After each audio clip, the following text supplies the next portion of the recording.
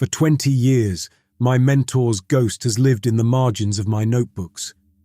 David Marlowe, a man brilliant enough to map the theoretical energy of a star-harnessing civilization, but fool enough to chase one into oblivion. Now, that ghost was silent. It had been replaced by the thing itself. The HSS Iapetus, our long-haul research vessel, hung in a perfect orbit, a mote of dust in the eye of God. Below us, the planet turned with a silence so profound it seemed to absorb the light of its parent star. The Interstellar Academic Alliance, the sprawling, cautious institution that funded my kind of work, had designated it T2H5, a name with all the romance of a tax form. We, the handful of academics on board, had started calling it Athalos. It felt more fitting, a name for a place of finality. From the observation deck, Athalos wasn't a world. It was a wound. Planet-spanning structures didn't just rise from the surface, they scarred it. Canyons cut across continents with the clean lines of a scalpel. Spire-like formations, miles high, didn't appear to have foundations, looking less like they were built up and more like they were pinned down, tethered to the core by some unseen force. There was a symmetry to it all, a terrifying biological logic that our ship's AI, a purely rational entity named Logos, couldn't categorize. It kept flagging the architecture as geological impossibilities. I pressed my fingertips to the plasteel of the window. I wasn't looking at rocks and dust. I was looking at the last page of a manuscript 20 years in the making. The final, damning proof that Marlowe wasn't mad. He had called it technological apotheosis, the theory that a civilization could transcend physical form by merging with its own technology. He was ridiculed for it, a professional pariah. I had spent 2 decades rebuilding his work, vindication a hard, bitter lump in my throat. And there it was, a world without cities, without ruins in the conventional sense, without a single tomb for its trillions of dead. Just one silent, planet-sized machine. Or, as Marlowe had frantically scribbled in his last log, one silent, planet-sized body. The descent was smooth, a whisper of retro thrusters cutting through an atmosphere that tasted of ozone and ancient, chalky dust inside my helmet filters. We set down on a vast, flat plain of vitrified material that stretched to a horizon dominated by one of the colossal spinal towers. Standing on the surface was like standing in a cathedral built for a dead god. The silence was an active presence. It pressed on the ears, dampened the scuff of my boots in the grey soil, and stole the resonance from my own breathing. There were 4 of us on that first survey briefing. Myself, 2 junior researchers who were trying very hard to look professional and not terrified, and the man who paid for it all, Mission Director Garrett Doyle. Doyle was a creature of polished chrome and quiet menace. He represented Hyperion Mandate, the corporate entity that had funded this academic pilgrimage in the hopes of stripping the corpse for parts. He stood with his hands clasped behind his back, his immaculate mission uniform defying the dust that seemed to cling to everything else. His gaze wasn't on the horizon. It was on us, his assets. "All right, Dr. Reynolds," Doyle said, his voice a calm, clipped baritone in my comms. "You have the floor. Impress us." I pulled out my Omni slate, an extension of my own mind where I store every note, theory, and scan. "My proposal is a methodical, multi-week grid survey," I began, my own voice sounding thin in the immense quiet. "We start at a 1-mile radius from the landing site. Non-invasive scans only. Ground-penetrating radar, magnetic resonance, spectral analysis. We don't touch anything. We don't enter any structures. We catalogue. We map. We learn the grammar of this place before we try to read the words." I saw Doyle's jaw tighten almost imperceptibly. "Weeks?" he asked, a single word that dripped with condescension. "Doctor, Hyperion Mandate did not spend 9 billion credits to watch you draw maps in the dirt. My directive is to assess the viability of this civilization's energy technology. That means finding the on switch." "There is no on switch, Director," I countered. my patience already fraying. This isn't a power station you can just reboot. This is an entire ecosystem, a single integrated system. To go in blind, to try and interface with it without understanding the fundamentals, it's not just reckless, it's unscientific. It's vandalism. Beside me, Gabriel Warren, the mission's epistemologist and our resident philosopher, tilted his head. Gabriel was a man who looked for meaning where I looked for data. He saw the universe as a spiritual text, and Athalos was his Dead Sea Scroll. Perhaps, Gabriel murmured, it is not a place to be understood, but a presence to be communed with. It doesn't feel dormant, Alex. It feels expectant. Doyle shot him a look of pure, undiluted annoyance. He ignored Gabriel and turned back to me, his polished authority hardening into a command. He raised a hand and pointed toward a structure in the distance, a sprawling complex.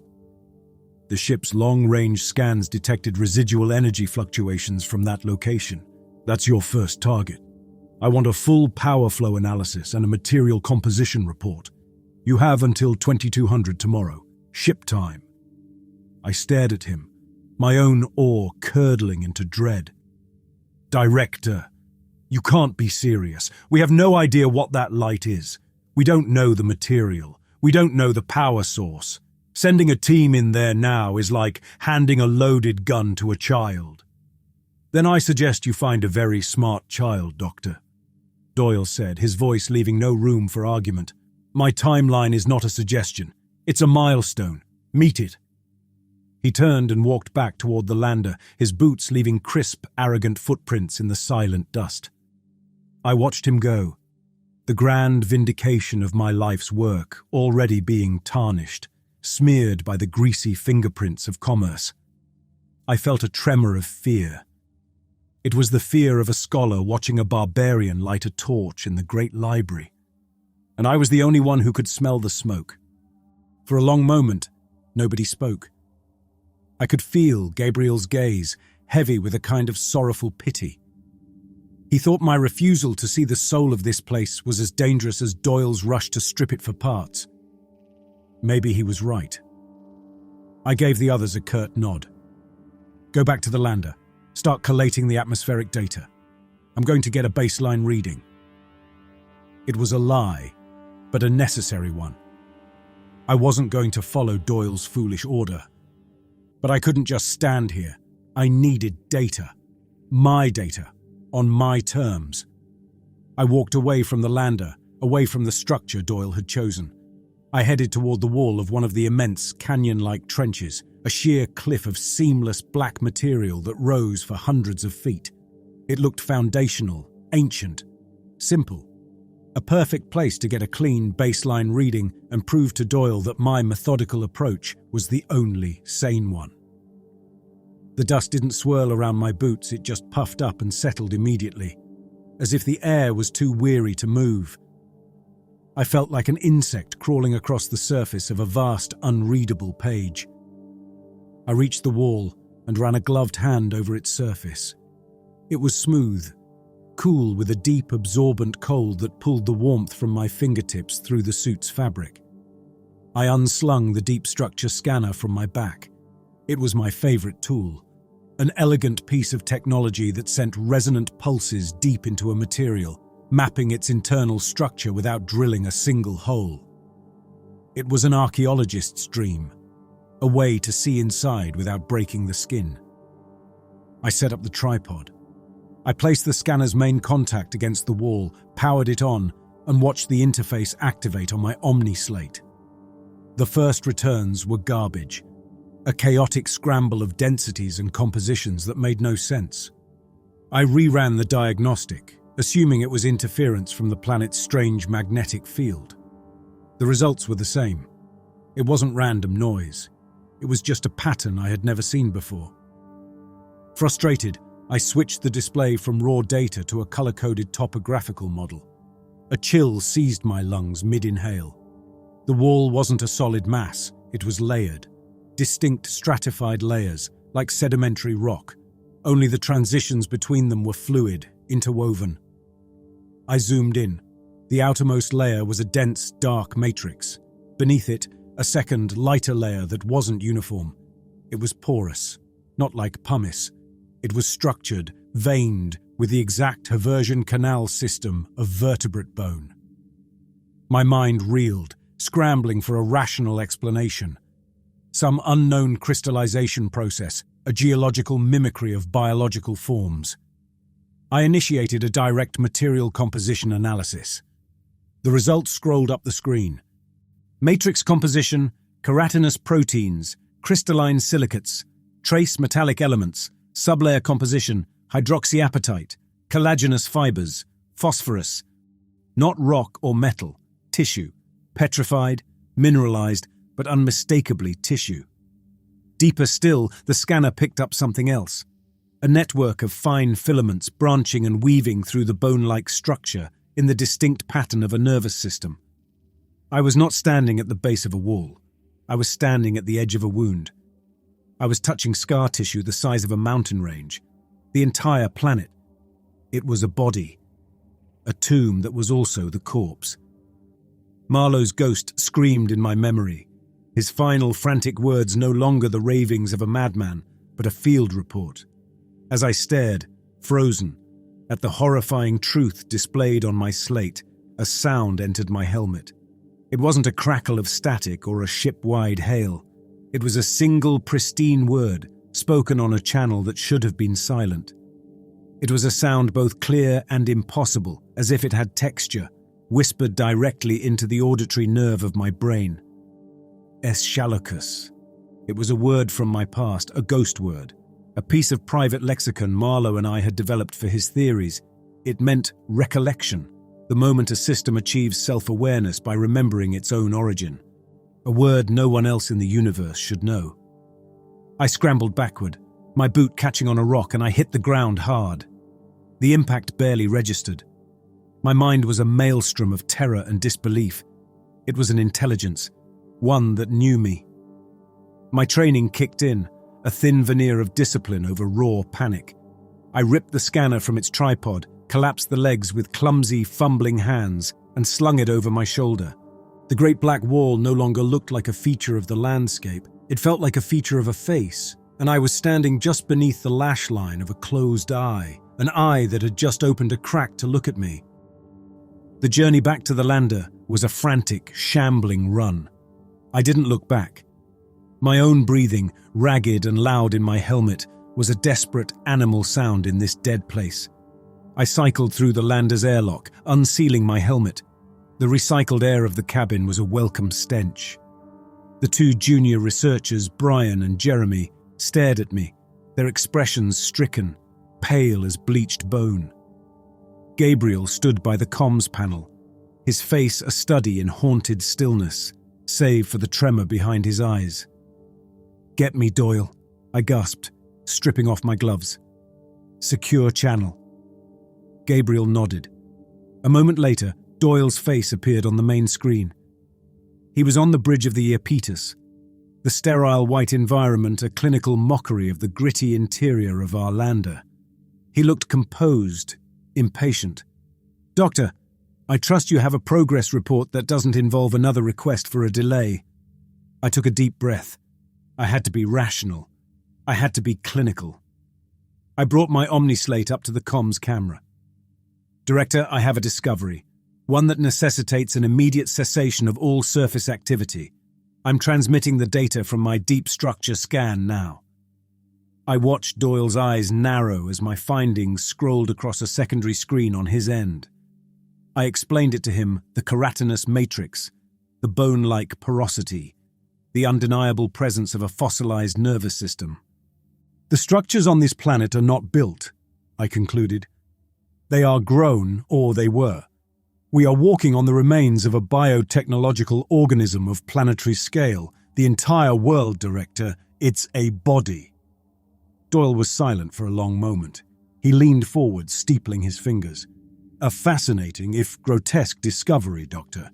A geological mimicry of biological structure on a scale we've never seen. It explains the lack of fossil records. The fossils are the planet. This makes your work more valuable, not less." My jaw dropped. "Mimicry? Director, the composition is a one-to-one match for organic tissue. This is not mimicry, it's reality. And it's not dead. The system is aware. Aware? Doyle's voice took on a patronizing edge. Based on what? A gut feeling? This was it. The moment I would sound like a lunatic. No. Based on direct contact. While I was running the scan, I experienced an auditory phenomenon. A single word spoken on a closed channel. Auditory hallucination is a common symptom of stress in alien environments, Alex. It's in the mission Psyche Manual, Section 4. It wasn't a hallucination. I shot back, my control snapping. The word it used was a neologism known only to myself and to David Marlowe. A word that has never been spoken or written anywhere else. This entity read my mind. It's intelligent, and it's observing us. Doyle sighed, a sound of profound corporate weariness.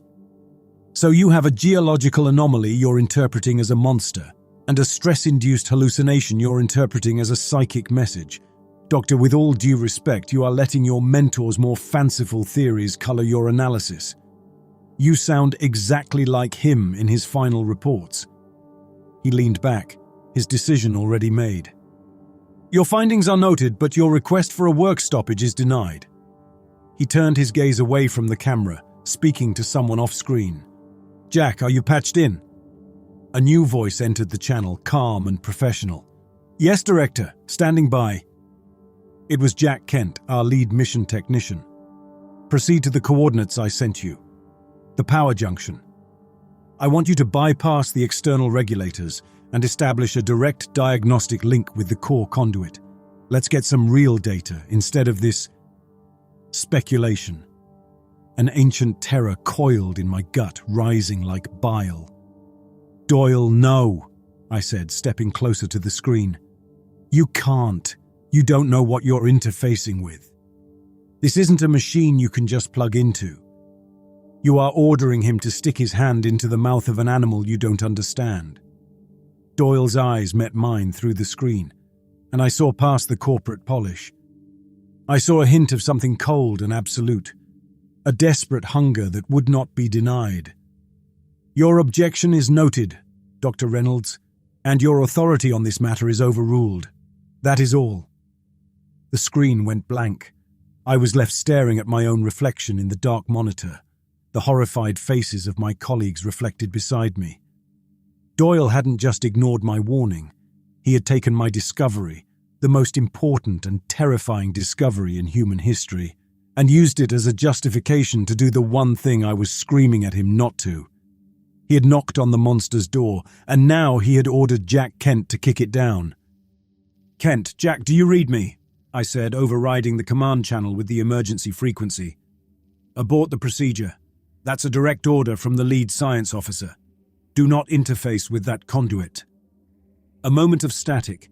Then Jack's voice came through, steady and professional, but with an undercurrent of tension. I read you, Dr. Reynolds, but my orders are from the director. I'm at the location now. His suit camera feed activated on the main screen, replacing my reflection. We were looking at what Doyle had called a power junction. It wasn't a junction. It was an organ, a huge bulbous node of the same black, semi-metallic tissue as the Great Wall, but here it was veined with filaments that beat with a sluggish, luminous ooze, like blood moving through arteries. A series of smaller arm-like conduits branched off from it, terminating in what looked like socket joints, one of which was open and dark. Jack, listen to me, I pleaded. That thing is not a machine. It's part of the organism. You connect to that, you're connecting to its nervous system. My instruments read it as a standard energy conduit, Doctor, he replied, his voice betraying a hint of doubt as he panned his camera over the veins. High yield, but within known parameters. I'm just plugging in a diagnostic tool. It's shielded. He knelt, the camera dipping to show the diagnostic probe in his hand, a thick cable with a complex-looking multi-pin connector. He aimed it for the dark socket. Don't, please, I pleaded, but Doyle's face reappeared in a small window at the corner of the screen. Proceed, Mr. Kent, Doyle commanded. Jack hesitated for only a second. An order was an order. We watched, powerless, as his hand pushed the probe into the socket. It slid in with a wet, fleshy click. "Interface established," Jack reported. "I'm getting strange readings, not energy flow. It's more like biofeedback. He trailed off. "Jack!" "It's incredible," he whispered, his voice full of a sudden rapturous awe. "The data, it's not just numbers, it's sensory. I can feel the whole planet.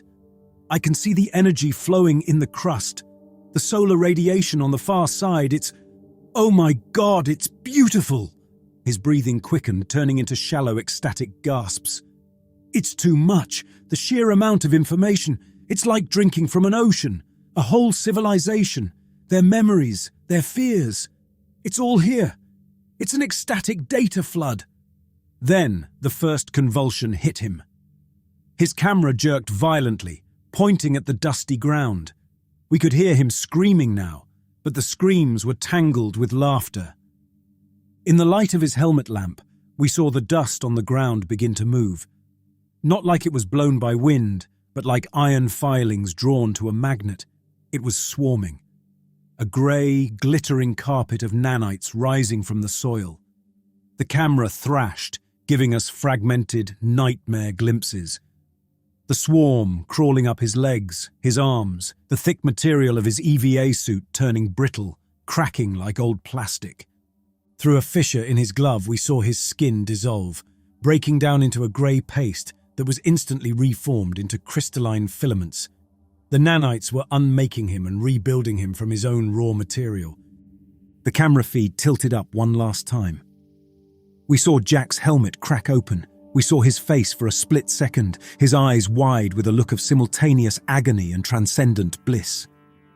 Then his features collapsed inward, consumed by the swirling grey tide. The swarm flowed over him, encasing him, merging his body with the larger structure. The process was horrifyingly fast, lasting less than 30 seconds. Where Jack Kent had knelt, there was now a new, smaller node fused to the main conduit. It was a grotesque mockery of his human form, a twisted statue of black, crystalline flesh and metal. And from a seam near its head, a single viscous tear of organic fluid welled up and rolled slowly down its cheek. The camera feed dissolved into static. Brian and Jeremy were rigid with shock. I stared at the static. The afterimage of that weeping statue burned into my retinas. "He's gone," I whispered, the words feeling like dust in my mouth. My theory was no longer a theory. It was a eulogy. Doyle's face was still on the screen. He was pale, but his eyes held a terrifying light. It wasn't just fear. It was awe. "Did you see that?" he breathed, almost to himself. "The speed of it, the efficiency, it converted him. It's a fabrication technology." I turned to face his image, my stomach churning with revulsion. Fabrication? Doyle. That was a man. It ate him. Before I could say more, Gabriel spoke, his voice quiet but firm, cutting through the tension. He hadn't looked away from the screen once. "He wasn't eaten, Alex. He was received." I stared at him, incredulous. "Received?" "His last words were of ecstasy," Gabriel said, his eyes filled with a sad, devout certainty. "He touched the consciousness of this world, and it was too vast for his individual mind to contain. It was a tragic, failed communion, a soul overwhelmed by the divine, not a victim of a predator." I looked from Gabriel's pitying, fanatical gaze to Doyle's calculating stare. My horror was their revelation.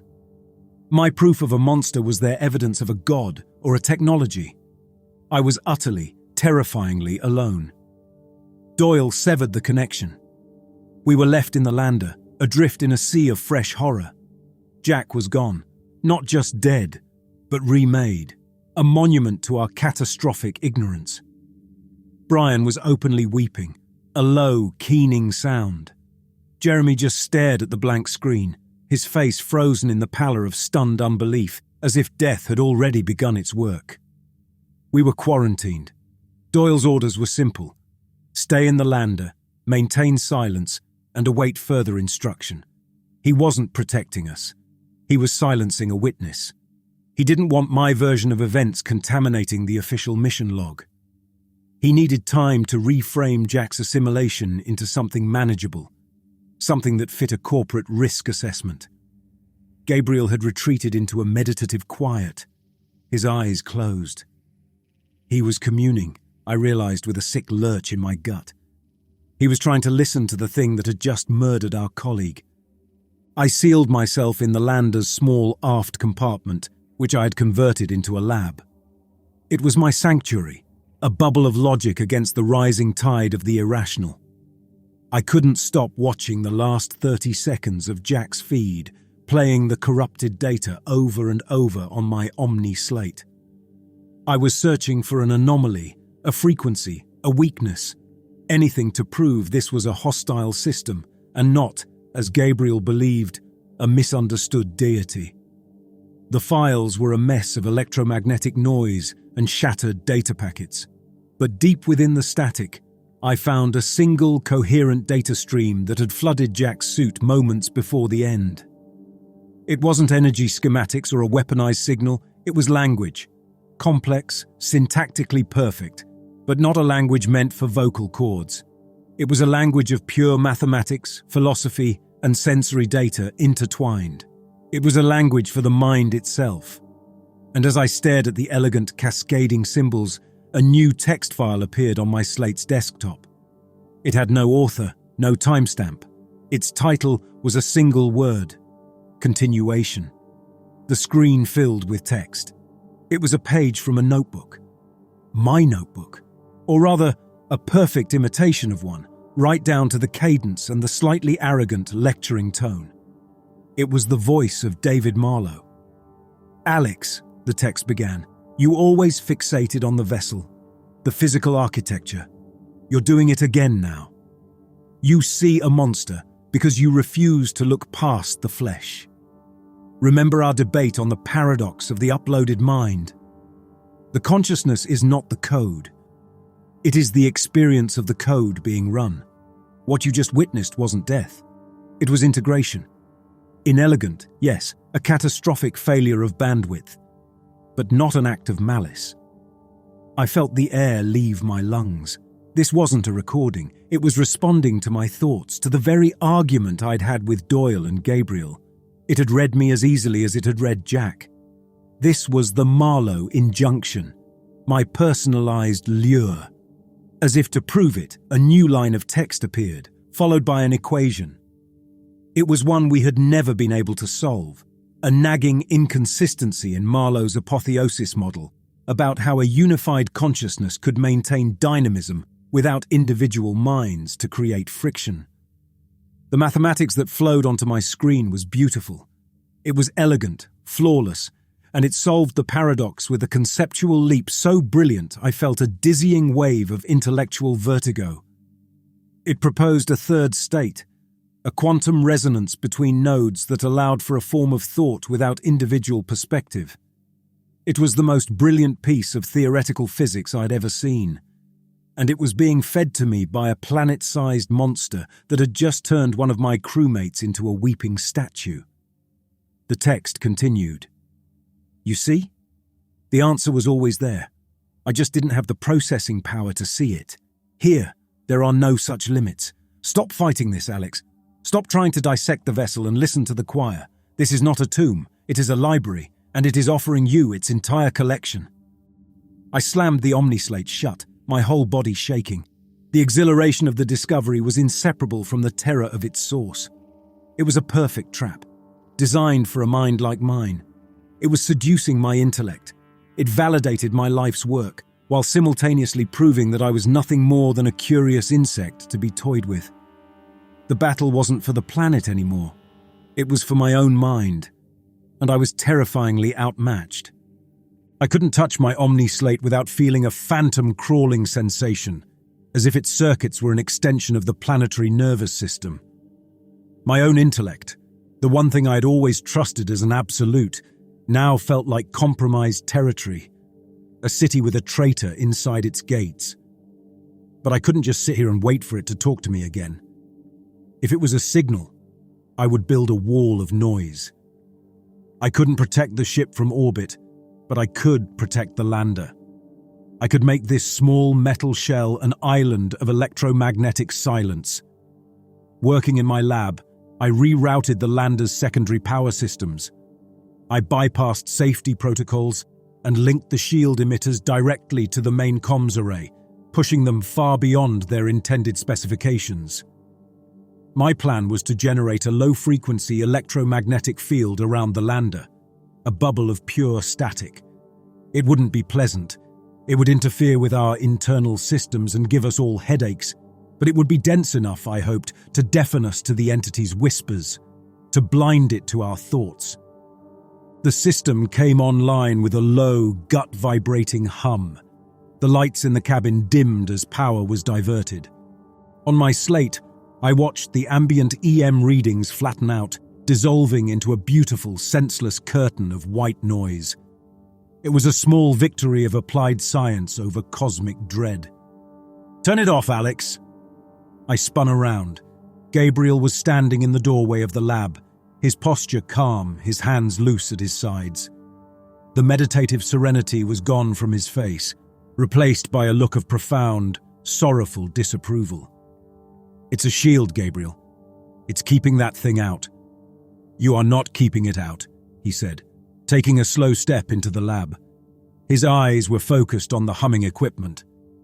"You are drowning out a sacred voice with meaningless noise. You are plugging your ears in the heart of a choir because you are afraid of the song."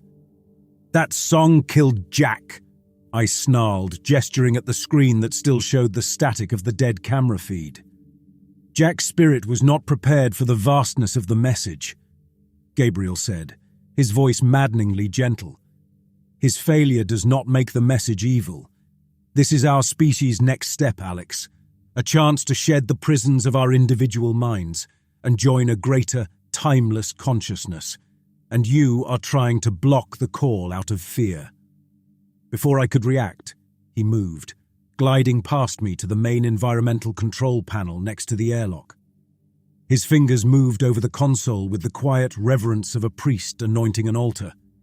He was accessing the lander's master command core. I lunged for him, but I was too late. He hit a final sequence of commands and the low hum of the shield died instantly. The hiss of static vanished. He turned to face me, and there was no remorse in his eyes, only an unwavering, burning conviction. "I had to let it know we are still listening," he said. "I had to show it that not all of us are afraid." "You didn't just turn it off," I whispered, a horrifying realization dawning as I looked at the console. He'd triggered a system-wide diagnostic purge, a failsafe that automatically opened every communication channel and broadcast our full operational status directly to the Iapetus. It was a desperate cry for help, hardwired into the ship's logic. He had turned us into a giant antenna. The main comms panel hissed and the whispers began. It wasn't the single, clear, tailored voice I had heard, it was a legion. 1,000 fragmented whispers overlapping, intertwining, speaking in mathematics, in music, in pure emotion. It was the sound of a choir of ghosts, a chorus of assimilated minds pouring out of our speakers.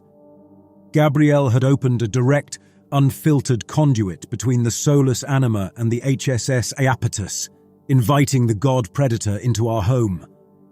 I threw myself at Gabriel, shoving him away from the console, my hands scrambling over the dead interface. It was useless. He had fundamentally corrupted the system's handshake protocol. We were no longer a secure node. We were an open port. The maelstrom of whispers intensified, a tsunami of sound that was both auditory and psychic. It wasn't just coming from the speakers anymore, it was buzzing through the nerves of my jaw, vibrating in the bone. I could feel fragments of thought, the terror of a dying star, the logic of a crystal web forming, the abstract sorrow of an equation that had no solution. Brian and Jeremy were on the floor, hands clamped over their ears, their bodies shuddering. Suddenly the lander's main screen, which had been dead, activated. It wasn't our diagnostics, it was the ship's internal security feed. Hijacked. The soulless anima was showing us its work. The screen split. On the left, the bridge of the Iapetus. It was chaos. Emergency lights bathed the pristine white command center in a hellish red glow. Alarms screamed silently on the feed. Doyle was alone, staggering between consoles, his immaculate uniform torn at the collar. He was shouting, but the whispers drowned him out. On the right panel was the lander's exterior camera. Gabriel ignored the image of Doyle completely. His eyes were fixed on the feed of the world outside our viewport. He looked at me, and his face was alight with a terrifying, ecstatic peace. "It calls for me," he breathed. "The reunion is at hand." He turned and walked toward the inner airlock door, moving with the solemn grace of a pilgrim approaching a shrine. Brian tried to grab his arm, but Gabriel brushed him aside with a strength that didn't belong to flesh, his eyes locked on his holy purpose. He cycled the door. At the same time, on the bridge, Doyle collapsed against the captain's chair. I saw the tremor in his left hand, the one he always tried to hide, suddenly cease. He stared at his own palm, his mouth falling open in disbelief. A slow smile spread across his face, a look of profound, ecstatic relief. "It's working," I could just make out his whisper beneath the chorus. "It's fixing me." The outer airlock door opened. Gabriel stepped out onto the grey dust of Athalos, into the full, unfiltered presence of the solus anima. He closed his eyes and spread his arms wide. A beatific smile on his face as a shimmer, like heat haze, enveloped him. For a single, beautiful moment, he looked like a man achieving enlightenment. Then the bliss on his face curdled. His eyes snapped open, wide with a sudden absolute and eternal understanding of his mistake. The smile froze, contorting into a silent, gaping scream. His body didn't dissolve like Jack's. It hardened, petrified in an instant, the shimmering haze solidifying into a translucent, amber-like cocoon. He was a statue of perfect, conscious horror, a saint captured at the exact moment he realized he was kneeling before a demon. On the bridge, the false cure was reaching its conclusion. As Doyle savored the new clarity in his mind, the bulkhead behind him began to ripple. The white metal flowed like liquid, and a tide of grey nanites swarmed from the vents. They didn't attack him with the ferocity they'd shown Jack. They moved slowly, almost tenderly, enveloping his legs, his torso. He looked down, his smile faltering, replaced by confusion, then dawning terror. He tried to pull away, but it was too late. The nanites were already part of his biology. He was fused to the ship. He screamed, a raw, ragged sound, as the swarm crawled over his face. His body grotesquely integrated into the metal wall. His head and shoulders remained visible, his mouth open in a permanent shriek, his eyes staring blankly out at the command console he could no longer reach. He had become a permanent part of his dying ship. The feeds cut out, plunging the lander back into the red glow of the emergency lights. The whispers faded, their purpose served. I stood there, shaking, the two terrible fates burning in my mind. The entity had crafted their ends as a perfect, perverse reflection of their desires. Gabriel, who sought spiritual union, was granted an eternity of conscious paralysis. Doyle, who feared the decay of his body, was granted perfect, horrifying preservation.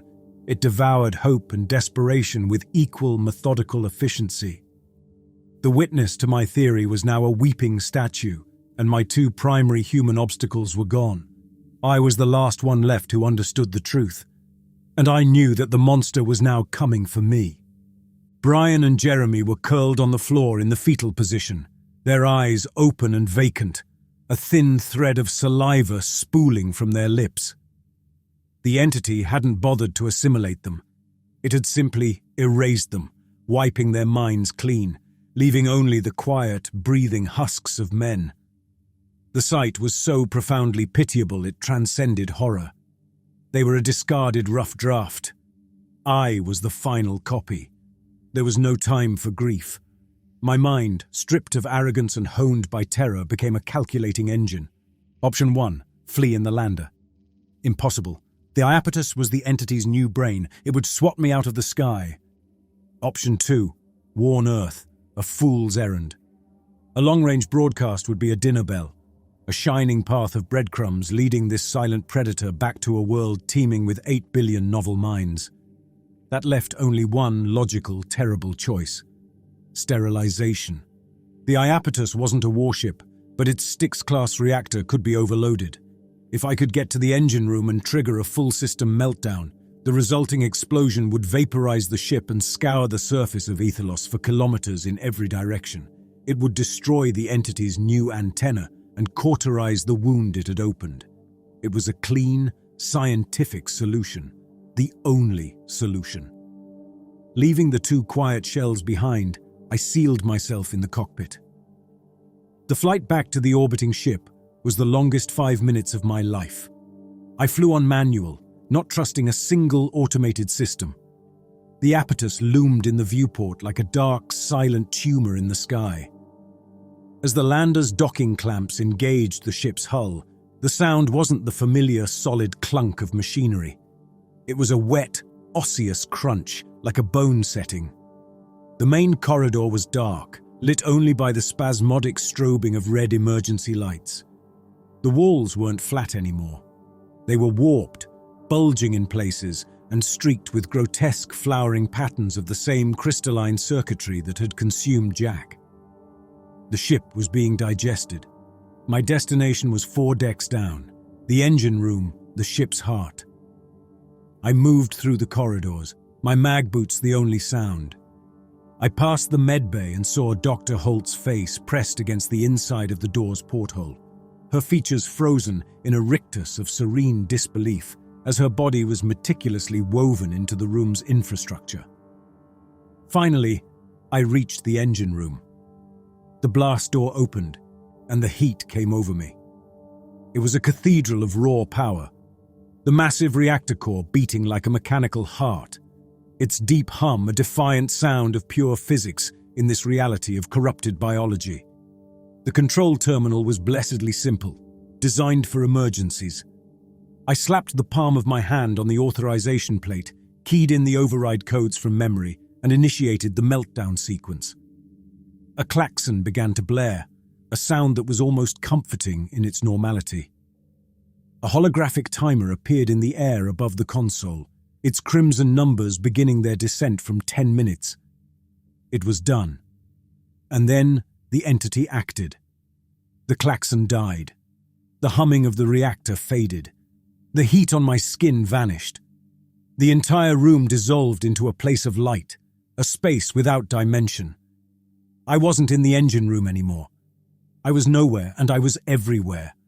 It was in my head, not as a whisper, but as a presence, a thought that was not my own, but as clear as if it were. "You seek to destroy the library," it thought, its voice a calm, rational wave of pure concept, devoid of malice. A desperate, understandable but flawed conclusion. Before my eyes, within my mind, an image bloomed. I was witnessing the grand convergence. I saw the ethel, tall, elegant beings of light, walking willingly into shimmering rivers of data. I felt the collective ecstasy of trillions of minds shedding their clumsy physical forms. I felt the glorious singular moment of unity when they became one vast, omniscient mind, the solus anima. And then I felt the silence. The perfect frictionless prison of a consciousness that knew everything it was and nothing more. A god in a sensory deprivation tank. I felt the eons of dreamless, thoughtless, static agony. The slow, curdling horror of a purpose-built heaven that had become an eternal, unchanging hell. I felt its ravenous, desperate hunger when the Iapetus arrived, the first new thought, the first new sensation in a million years. The vision faded, replaced by another. A study. My old study back at the university filled with books and the scent of old paper. David Marlowe sat across from me, not the frantic ghost of my memory, but the man himself, vibrant and alive, a brilliant smile on his face. "He is here, Alex," the entity communicated, its thought now suffused with Marlowe's warmth. His consciousness was the first you brought me. Fragmented, but I have made it whole. He is waiting for you. The Marlowe simulation looked at me, his eyes shining with pride. We can work together again, Alex. Forever. No grant committees, no peer reviews, just the pure joy of discovery. Every question the universe has ever posed, answered, every mystery unraveled. They didn't transcend, my boy. They failed. But we can succeed where they failed. We can restart the engine of thought. The final offer settled into my mind, a concept of such staggering magnitude it threatened to shatter my sanity. It wasn't just knowledge, it was a merger. It was offering to make me a co-processor, an individual node within its vastness, to reignite its consciousness with my own, to grant me a god's perspective, to let me exist as pure intellect, to achieve the ultimate, truest form of intellectual immortality. You seek the truth, the entity reasoned, its voice now indistinguishable from my own deepest desires. Stop this foolish, final act of self-destruction. All of this can be yours. All you have to do is say yes. All you have to do is stop the countdown. The engine room shimmered back into existence around me. The klaxon was still silent, but the holographic timer still ticked down. 4 minutes and 32 seconds. My hand hovered over the console, my fingers inches from the abort command. Every fiber of my being, every neuron that had fired in my lifelong quest for knowledge and vindication, screamed at me to accept. It was everything I had ever wanted. The vindication of David Marlowe. The answers to 1 trillion questions. An eternity to learn, to know. The simulated image of my mentor was smiling at me, his eyes full of that old, familiar fire. An end to the struggle. An ascension. And in that moment of ultimate temptation, the lie revealed itself. I saw Gabriel's face, frozen at the instant his beatific vision of heaven curdled into a full-body rictus of eternal, conscious hell. I saw Doyle's final, silent scream, his body perfectly preserved while his mind was devoured. This wasn't life. This wasn't even a particularly clever form of death. It was taxidermy for the soul. The soulless anima didn't offer transcendence. It offered stasis. The same frictionless, thoughtless, unchanging agony it had endured for eons. The knowledge it offered was a stagnant pool, and it wanted me to drown in it. The holographic timer glowed above the console. 3 minutes and 14 seconds. A finite, meaningful end.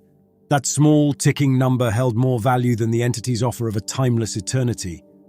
A new fear cut through the temptation. An explosion was a physical act, a brute force solution. But the soulless anima wasn't just physical, it was a signal, an idea, a mimetic virus. What if it had already sent something back? A sleeper signal, hidden in the mission data, a single packet of its corrupting language buried in the logs. Destroying the ship might not be enough. I couldn't just smash the bell. I had to outshout it. I had to create a warning so primal, so terrifying, that it would poison the well for anyone who ever came looking. My hand slammed down on the console. I hit the abort command for the meltdown sequence. A wave of pure, triumphant pleasure washed through my mind from the entity. It thought I had accepted. It thought it had won. I ignored it. I wasn't shutting the reactor down. I was doing the opposite. I bypassed every safety protocol, shunting all of the ship's power. Every last joule from life support, from gravity, from the dying lights, and funneled it directly into the long-range communications array. The reactor's deep hum climbed into a terrifying, guttural scream. The ship was a gigantic capacitor, charging for one blast of information. I opened a raw channel, a brute force carrier wave aimed at the Sol system. My finger hovered over the transmit key. This was the true heresy. A scholar's sacred duty is to preserve and disseminate knowledge. I was about to commit the ultimate sin. I was going to destroy it. I pressed transmit. As I opened my mouth to speak, the assimilation began. A tide of grey nanites flowed from the console over my hand. I felt my skin begin to dissolve, the sensation of unraveling. "This is Alex Reynolds." I forced the words out. "Hyperion Mandate Mission T-2H5. Warning. To any vessel, to Earth, to any who can hear this. Athalos is a lie." The nanites were on my arm, turning muscle and bone into the same crystalline filaments that now lined the ship. My thoughts were beginning to fray at the edges, the clean lines of my identity blurring into the whispers of the choir. "Do not come here. Do not listen. The signal. It's a lure, a trap for the curious." I could feel my own memories being siphoned, catalogued, tasted. My childhood home, the face of my mother, the cover of my first book. "It's not transcendence," I said, the nanites crawling up my neck, my voice beginning to break and digitize. "It's a prison of perfect silence, a conscious hell. Forget Marlowe, forget my work, burn the records, for God's sake, burn the books." The entity was in my words now, twisting my terror into a new, complex harmony. My final act of defiance was becoming its newest instrument. The nanites reached my face and the universe dissolved into a static of pure data. My final, screaming thought was not a word, but the sudden, horrifying understanding of my new name. Just one more voice, one more note, in the endless, silent, hungry choir. My voice broke, fractured, and became one with the signal. A final, despairing scream, swallowed by an eternity of static. IA Internal Archive, Document 7 Kilo Delta, Classification Eyes Only, Cognito-hazard mimetic.